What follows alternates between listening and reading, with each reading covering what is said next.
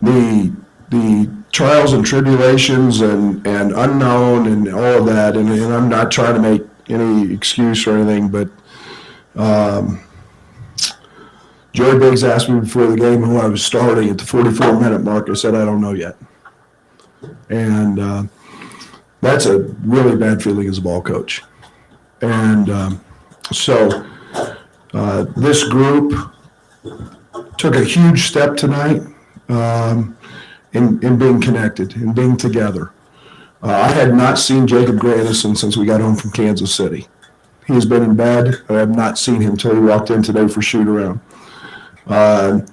Trent Frazier has not practiced, had no idea that he was going to play. Fletch does a deal called with force plates that he's got thousands and thousands of points of data that he jumps on, and those tell you where your strength's at, where your energy's at, and those numbers were good, so they determined he could play. Benjamin Verdonk was sick. Paul Schmidt walked in today and told me that Austin was out, throwing up, and was out.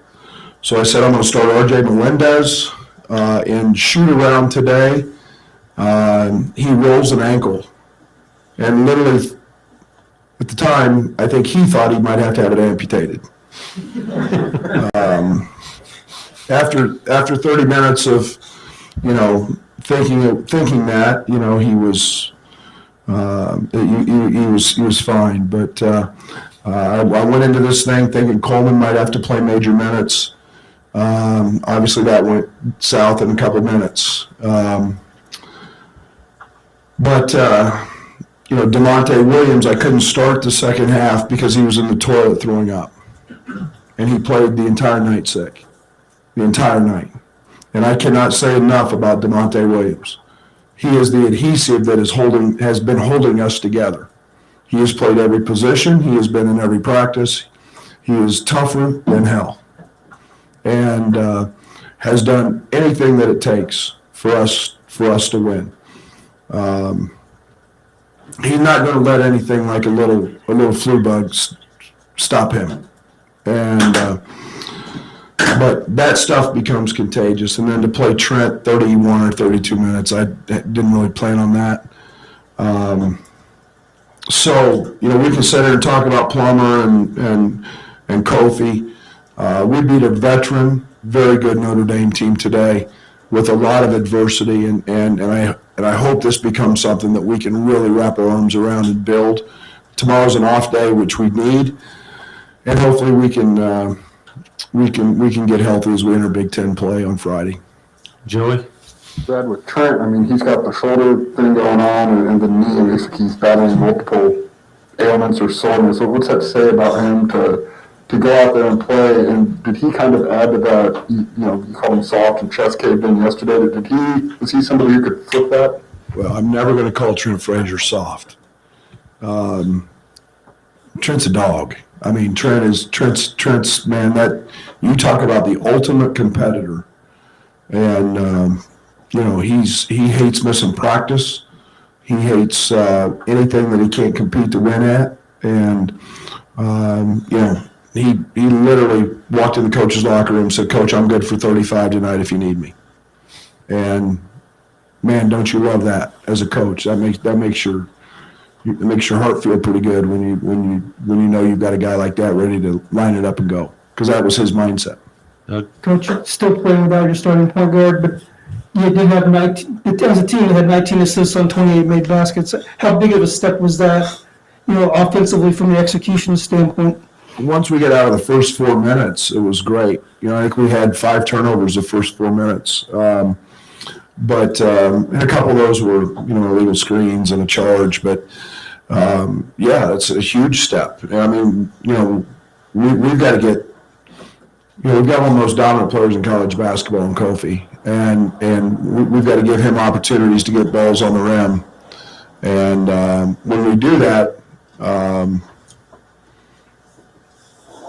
we're going to give ourselves a chance a lot of nights because he's a high percentage guy. So when you don't turn it over, it's growth. Matt? Brad, Kofi's first 4 games, his minutes have been 27, 32, 38, and 32. I know you said he's been on the treadmill, but what does it kind of say about him that he's been able to instantly come in and play that kind of load like you, I'm sure, hoped for, but the treadmill's a lot different than game conditioning.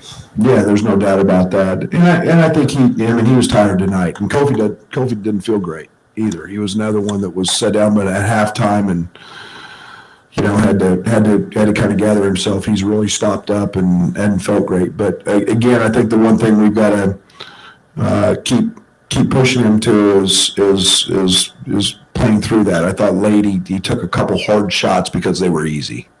And again, I'm never going to not push Kofi. So I'm not going to tell him he was great and you're in great shape and this and that. So I'm going to keep pushing those buttons. But he's doing a lot. And I thought anytime Kofi doesn't have 10 rebounds, I'm going to tell him his motor's not good enough. So, Jeremy? Mike Brad came in here, Brad, and just kind of was in awe of Kofi, but he also talked about how, opened everything up for your shooters. Was this kind of offensively a night of what you guys are capable of once everyone starts to get on the court? yeah, I've said I love this team and what this team can be. All this is a hiccup. This is one of those adversity speed bumps that grow you up.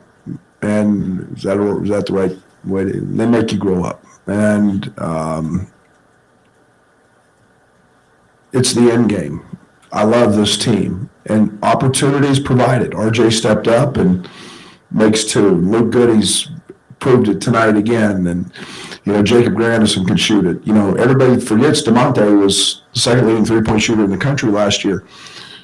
He hasn't had those opportunities because of where we've been playing him. And, then he steps up the first play and knocks one down. And so I think that this team can be downright scary, when all the pieces are back, because we can pick your poison with what we do with how you want to guard Kofi. Alec? Coach, to come in here yesterday and essentially challenge your team by calling them soft, and then to see them respond the way they did tonight, how proud of them, or how proud of you are them for that? Yeah, that's what I told him in the locker room. I'm extremely proud. You gotta. It's not easy. It's not easy to fight maybe a lack of confidence, fight maybe unknown. You're playing a high major, very good team, national television.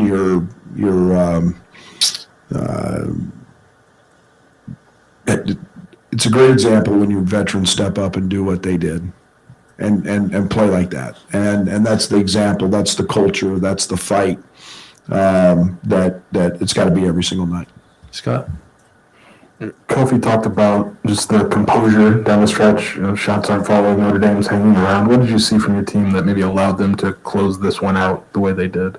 Yeah, just, I mean, it wasn't perfect, that's for sure. There was a couple scouting report mistakes in there, but yeah, again, you've got to take advantage of the opportunity. You got to make free throws. We did that. I thought that, I was concerned the first half because, our free throw attempts were nil, and then to get to the line and make them down the stretch, that's what good teams have to do. And we got the ball to the spots we wanted to get it to and who we wanted to get it to.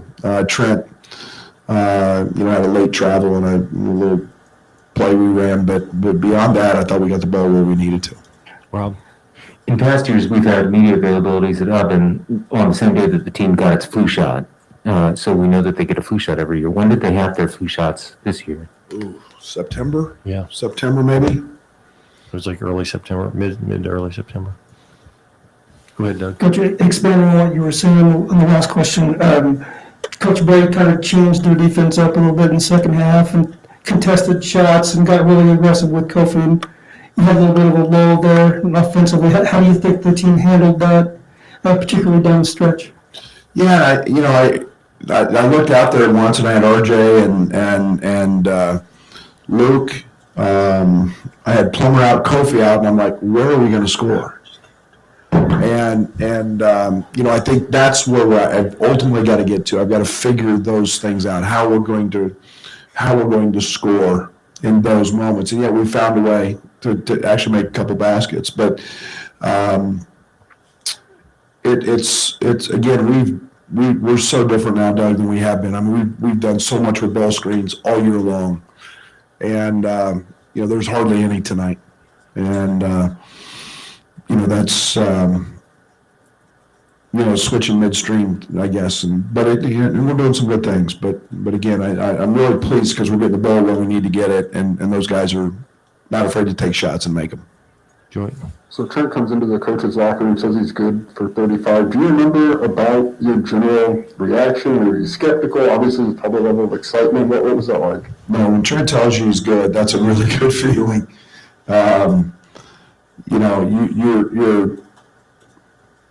When Trent hurt his shoulder, he fought the doctors to play.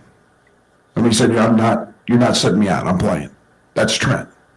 Then you have to have those conversations that hey, this is in your best interest. When we knew this one, it was just a matter of him, being in a position where it was strong and great and man, but that's Trent Frazier to the T now. He knows his game count is dwindling quick and they go fast and he's Scott? He said yesterday that Trent on Saturday was going about half mile an hour on the bike. Just between then and him coming into the office and saying, I'm good to go. Like what type of treatment was he getting? Is what got him to that place? Well, he's lived with Fletch and Paul. It's not just been, go stick your bag ice on your knee and, it's been, I know Fletch left today. There's been a ton of massage, getting the swelling out. There's been a lot of recovery and therapy. He's done a bunch of bike work. He's done some work, on what's called an Alter G, is kind of a gravity treadmill that takes some of your body weight off. So it's just been a process to see then how it reacts to all of that, and does it swell back up. So, and then, once that does, how much strength does he lose? Because we're never going to put him out there if he's not capable of being close to 100%. Along those lines, Brad, is there any update on Andre, what he's going through right now? No, nothing. Everything is he's continuing to work through his situation, and it progresses day by day. So I don't have a timetable. I don't know. Tomorrow will be another day and another opportunity for him to get better. Joey? I mean, he was in concussion protocol. Is he back in that? Is this roughly the same thing? Okay. No. Scott? I mean, you don't play again until Friday. I mean, just how do you plan to maybe treat the rest of this week with maybe some guys getting, not, over the flu bug, maybe dealing with it like Monte? Just what's maybe the plan this week? Yeah, I mean, we'll fall into our normal 2-day prep. Tomorrow will be off, which we need. We haven't had one in quite some time. A day that gives them a day to sleep in, really get on their academic stuff, handle that, and then literally just rest and mentally as much as physically, along with their treatments and guys get dings and bruises, and there's a lot of physical and mental therapy that goes on in that training room. So we'll see them all tomorrow. They'll all be over unless they are sick in bed, and we just we'll get them to the docs and get them treated. Anything else for Coach? All right. Thank you.